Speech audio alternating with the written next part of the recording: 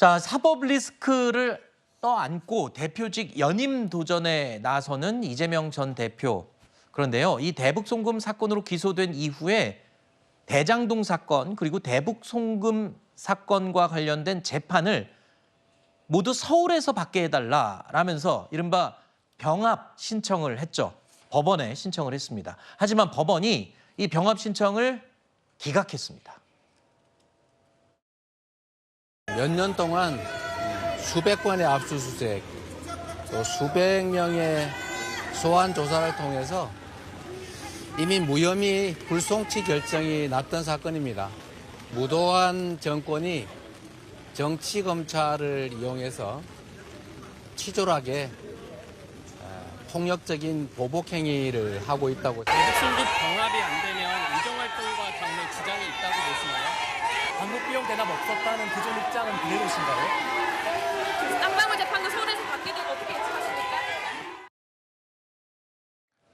자, 이렇게 되면 결국에 이재명 전 대표는요, 인천, 여의도, 서초동, 글쎄요, 일단 서울과 수원을 오가면서 재판을 계속 일주일에 한 서너 차례 받아야 되는 거는 기정사실화가 되는 것 같습니다.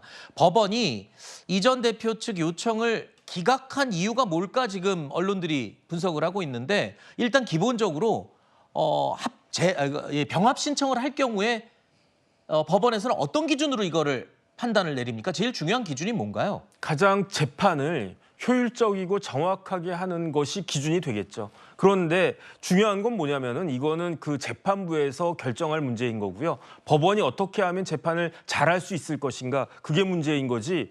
누가 피고인의 그 편의를 갖다 봐줍니까? 범죄 저지른 사람한테 편의 봐주면 그게 제대로 된 나라가 되겠습니까? 비슷한 일이 있었어요. 언제 있었냐면은 재작년에 김만배 씨가 똑같은 일을 했었어요. 그때 김만배 씨가 대장동으로 중앙 그 지방법원에 재판받고 있었는데 뇌물공여죄로 수원에서 또 기소가 되니까 이거 병합해달라고 그렇게 이야기했었는데, 그때도 대법원 일부에서 주심이 김선수 대법관이었는데 기각을 했었고요. 그러니까 이번은 기각된 것은 지극히 당연한 것이다. 그다음에 한 가지 더 생각해야 될 게 뭐냐면은 모든 국민은 재판 받을 때 신속한 재판을 받을 권리가 있는데, 이 쌍방울 재판은요, 이재명 대표 혼자만 피고인이 된 게 아닙니다. 그 재판에 누가 또 피고인이냐?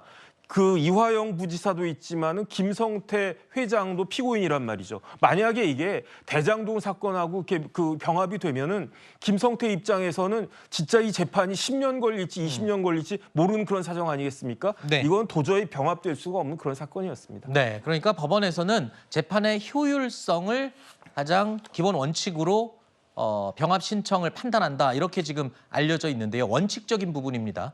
어쨌든 수원지법 재판부는 이화영 그리고 김성태 1심 재판을 통해서 대북 송금 사건의 기초적인 내용 등을 모두 파악하고 있는 상태입니다. 그렇기 때문에 이런 부분을 감안했을 때 이재명 전 대표에 대한 대북 송금 재판도 속도가 좀 빨라지지 않을까, 이런 예측이 조심스럽게 나오고는 있습니다.